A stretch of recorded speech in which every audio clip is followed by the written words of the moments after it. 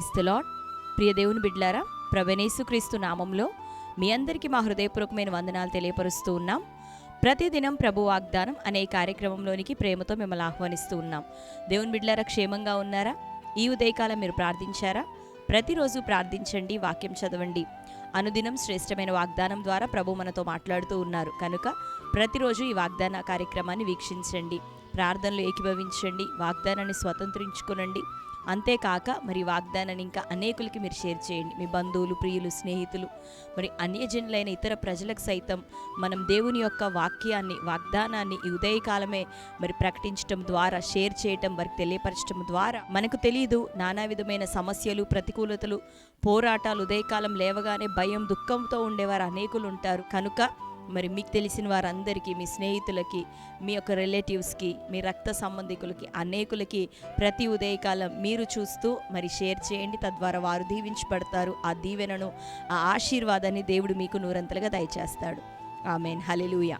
మరి ఈ ఉదయకాల సమయం ప్రభు మనకు అనుగ్రహించిన వాగ్దానాన్ని చదువుకుందాం. కీర్తనలు 118:7. యెహోవా నా పక్షము వహించి నాకు సహకారి అయి ఉన్నాడు. నా శత్రువుల విషయమై నా కోరిక నెరవేరుట చూచెదను. ఆమెన్, హల్లెలూయా. దేవుని బిడ్డలారా, శ్రేష్టమైన వాక్యాన్ని ఉదయకాలం ప్రభు మనకు అనుగ్రహిస్తున్నాడు.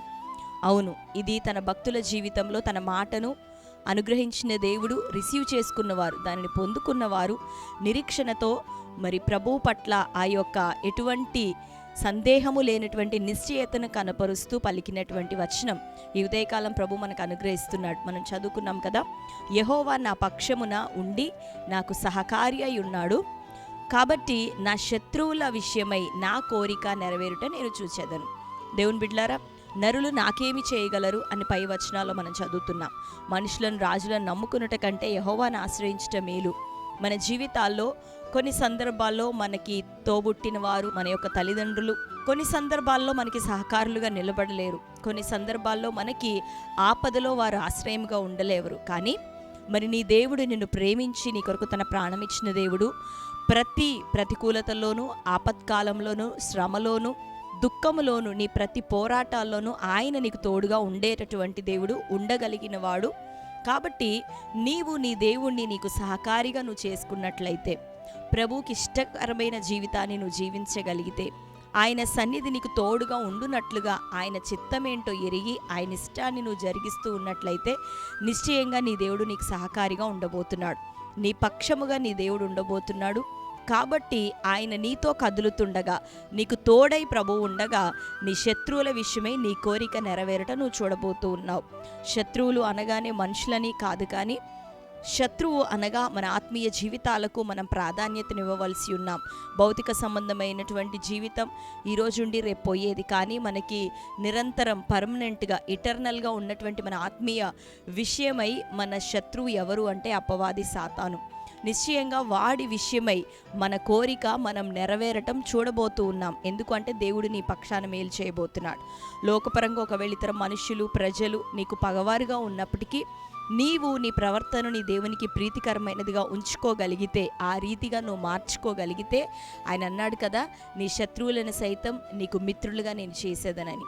నీకు విరోధంగా గుంపుకూడిన ప్రజలందరూ కూడా నీ పక్షపు వారు అవుతారు అని దేవుని యొక్క వాగ్దానం. కాబట్టి దేవుని బిడ్డలారా, మనుషులు ఎవరు మనకు పగవారు కాదు. ఈరోజు కాకపోతే రేపైనా వారు నీలో ఉన్న మంచితనాన్ని, నీ ప్రేమను తెలుసుకొని మరలా నిన్ను హత్తుకోబోతున్నారు. కాబట్టి మన ప్రధానమైన శత్రువు ఎవరు, మన ఆత్మీయ జీవితాన్ని పడగొట్టే ఆ దుష్టుడు ఎవరు అంటే అపవాది. ఆ అపవాది విషయమై, శత్రువు విషయమై, రోగం, మరణం, వ్యాధి అనే ఈ శత్రువులన్నిటి విషయమై నీ కోరిక నెరవేరబోతుంది. దాన్ని నువ్వు చూడబోతున్నావు. ఎందుకు అంటే నీ దేవుడు నీ పక్షంగా ఉండి ఇక ఈ లోకంలో నీతో ఆయన నడవబోతున్నాడు, నీకు సహకారిగా ఇక ఉండబోతున్నాడు. కాబట్టి నీ జీవితంలో ఉన్న పోరాటం, వ్యతిరేకత, ఆర్థిక సమస్యలు, అప్పులు, ఆత్మీయ జీవితంలో నిత్యము ఫెయిల్యూర్స్, ఇటువంటి పోరాటం అంతటినీ ప్రభు నీ నుండి ఇక తొలగించిపోతున్నాడు, దూరపరచబోతున్నాడు. నీకు నిత్యమైన విజయాన్ని, సంతోషాన్ని ప్రభు కలగజేయబోతున్నాడు. ఆమేన్, హల్లెలూయా. కాబట్టి ప్రభు వైపు మనం చూద్దాం. ఆయన మనకు సహకారిగా ఉండే విధంగా మనం ఆయనకి ప్రీతికరమైన బిడ్డలుగా మార్చబడదాం. మన ప్రవర్తన అంతటి మీద దేవుని యొక్క అధికారానికి మనం లోబడదాం, ఒప్పుకుందాం. నిశ్చయంగా దేవుడిని నడిపించి, దీవించి, ఆశీర్వదించునుగాక. నీ శత్రువుల విషయమైన నీ కోరిక అది నెరవేరునుగాక, అది నీ కన్ను చూచునుగాక. ఆమేన్. ప్రార్థన చేసుకుందాం. అందరం కళ్ళు మూసుకుందాం. ప్రార్థన. Thank you holy spirit. యేసయ్య మీకు వందనాలు, స్తోత్రాలు. శ్రేష్టమైన రీతిలో ఉదయకాలం ప్రభా మాతో మీరు మాట్లాడుతూ ఉన్నారు. యెహోవా మా పక్షమై ఉండి సహకారిగా ఉండగా నా శత్రువుల విషయమైన నా కోరిక నెరవేరుట నేను చూచెదనని ఈ దినాన ప్రభా నీ భక్తుడు మాట్లాడుతున్న మాటను నీ వాగ్దానంగా ప్రభా మా జీవితాల్లో ఉదయకాలం మీరు అనుగ్రహించినందుకు నీకు వందనాలు. ఇది మొదలుకొని ప్రభా నీ ప్రజలందరి జీవితాల్లో నీవు ఇక వారికి సహకారివై యేసు నామములో కొనసాగుదువు గాక.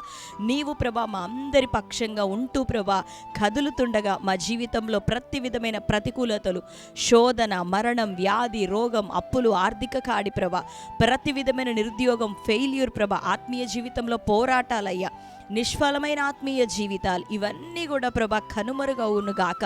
మా శత్రు విషయమై మా కోరిక నెరవేరునుగాక. అద్భుతమైన ప్రభా నీ కార్యాలు ఇది మొదలుకొని నీ ప్రియులు నీ బిడ్డలందరి జీవితాల్లో జరిగించమని వేడుకుంటున్నాం అయ్యా. ఇది నాన్న ఎవరెవరు గర్భఫలం లేని స్థితిలో ఉన్నారు యేసునామలో గర్భాలు తెరవబడునుగాక. అయ్యా వివాహాలు కాని బిడ్డల జీవితాల్లో యేసునామలు అద్భుతమైన నీ ద్వారాలు ఇప్పుడే తెరవబడునుగాక. ఉద్యోగ ప్రయత్నాల్లో ఉన్న వారికి యేసునామలు అద్భుతమైన నీ ద్వారాలు తెరవబడునుగాక. బిడ్డల విషయమై ఈ దినాల్లో నాయన బిడ్డలు రాస్తున్న పరీక్షల్లో, ఎగ్జామ్స్లో నీ ఉచితమైన సన్నిధి, నీ కృప వారికి తోడైండునుగాక.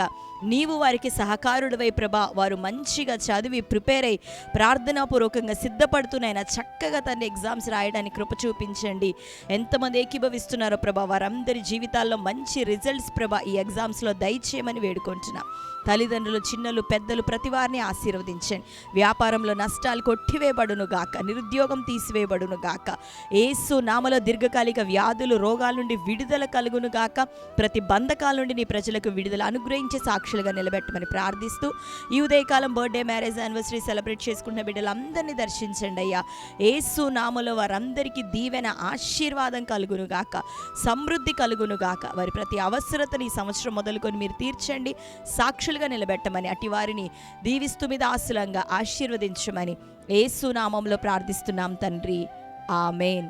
Praise the lord. దేవుని బిడ్డలారా, శ్రేష్టమైన వాగ్దానం. మరి ధైర్యం తెచ్చుకోనండి, అనేకులకి షేర్ చేయండి, తద్వారా వారు దీవించి పెడతారు, మిమ్మల్ని దేవుడు ఆశీర్వదిస్తాడు. మరి ఉదయకాలం మార్చి 1వ తారీఖు ప్రత్యేక విడుదల, స్వస్థత, ప్రవచన కూడిక ఖమ్మం పట్టణం కల్వరి క్రాస్ మినిస్ట్రీస్ మరి మందిర ఆవరణంలో ఈ ఉదయకాలం 10:30 నుండి ప్రారంభం కాబోతుంది. కనుక మీరు ఆయా ప్రాంతాల్లో నుండి ఈ యొక్క వాగ్దానం వీక్షిస్తున్నవారు, మీరు ఇప్పటికే సిద్ధపడి ఉన్నవారు మీలో ఉండొచ్చు. మీరు త్వరగా దేవుని సన్నిధిలోనికి ప్రిపేర్ అయ్యి రండి. మనుష్యులు కాదు, దేవుడు మన పక్షాన ఈ దినాన్ని స్థలంలో ఆయన కదలబోతున్నాడు. నిశ్చయంగా దీవెనతో ఆశీర్వాదాన్ని స్వతంత్రించుకొని తిరిగి వెళ్ళబోతున్నావు. కనుక విశ్వాసంతో మీరు రండి, మీతో పాటు అనేకుల్ని తీసుకొని రండి. దేవుడు మనల్ని అందరూ దీవించి ఆశీర్వదించునుగాక. Amen. God bless you. Praise the lord.